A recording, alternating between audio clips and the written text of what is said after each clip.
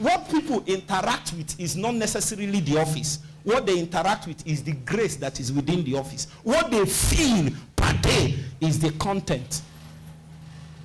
So somebody can come and tell you that he's called to as this one to nations, but the grace that makes the office to work is very small. That person has not touched the grace of his office. And a man that has not touched the grace of his office is if you try to manifest a ministry that you have not touched the grace that should power it, you will die before your day. You are just a time bomb that is ticking. Yes, that's the word I'm using. Are you getting the point? You are trying to put yourself, you are just a child of 4 years old, 4-year-old child that know that he's supposed to drive a sports car and he just jumped into it at the age of 4. You will kill yourself and kill people because you jumped into the car without the grace that powers it. Is that car where you are supposed to be? Yes. Do you have the grace? No. What do people interact with? The car? No. What they interact with is what? The grace. It is the grace they see in you that makes them say that you are this. Meanwhile, what God saw was a container. But what you will sell to a generation is the content of the container. There are many men parading themselves that they have called. God told them to be no grace in them. They don't have the grace required for that office. They don't want to pay the price it takes for the container to shine bright. So Paul said, I have received grace and apostleship.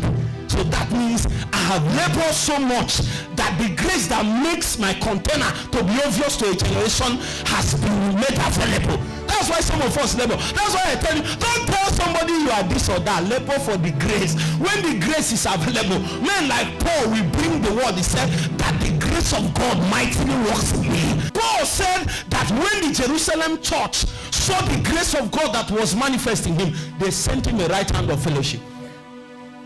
He wasn't going about calling himself names. He went to labor. A generation doesn't want to labor. They want to be called names. What people recognize, what men want to see is not the names. It's not what you think God told you in the secret.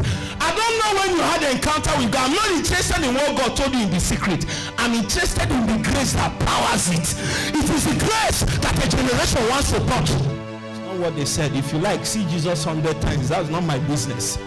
My business is, where is the grace? If you have touched God, where is the proof? Your container should carry something large. When you come and minister people, when you come and release the administration from your office, when we say, indeed you met God. The same one, do you know what they said? They said the one that persecuted the church is now mightily used of God. What is the problem? After me, grace.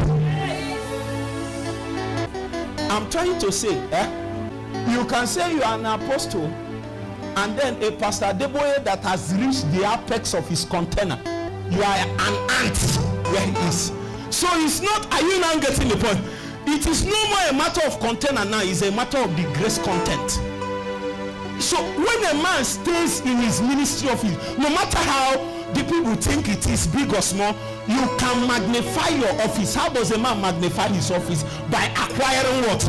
Grace. That's how you magnify it. It's not by saying my office is big. No, it's grace that magnifies men's office. Stop telling us. Let the grace say it. There are things men say that they should never say with their mouth.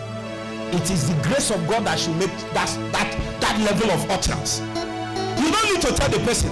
The person will see the grace flow and they will say, this thing they are saying is indeed true. In fact, they didn't tell us half of the story. They didn't tell us half of the story.